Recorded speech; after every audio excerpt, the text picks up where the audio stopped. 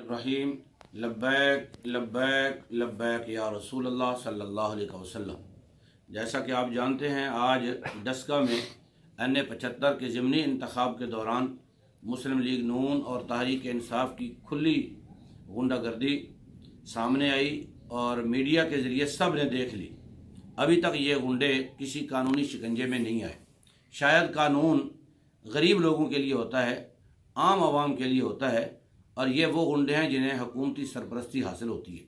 हम कानून नाफिज करने वाले इदारों से ये अर्ज़ करते हैं, खुदारा इन गुंडों को कानूनी शिकंजे में लिया जाए और इनको इबरत का निशान बनाया जाए। और दूसरी बात, तहरीक लब्बैक के कारकुनों से मैं अर्ज़ करूँगा कि आपको मालूम है, ये तहरीक इंसाफ हो या मुस्लिम लीग नून हो, दोनों ही ख़त्म नबूवत के डाकू हैं, दोनों ही नामूस रिसालत के गद्दार हैं। ये दोनों मुत्तहिद हो गए लब्बैक के ख़िलाफ़। ये समझते हैं कि शायद हमारी गुंडागर्दी से लब्बैक वाले डर के बैठ जाएंगे। बिल्कुल ऐसी सूरत नहीं है। लब्बैक वाले डरने वाले नहीं हैं, दबने वाले नहीं हैं। ये तुम्हारे हर जबर और हर जुल्म का मुकाबला करके मैदान में आए हैं।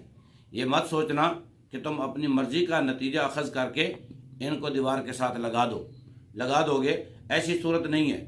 लिहाजा अपनी मर्ज़ी का नतीजा अखज़ करने के लिए जो कुछ तुम कर रहे हो, इस वक्त पोलिंग स्टेशन बंद करके बैठे हो, अगर ऐसी सूरत सामने आई तो ये किसी सूरत भी कबूल नहीं किया जाएगा।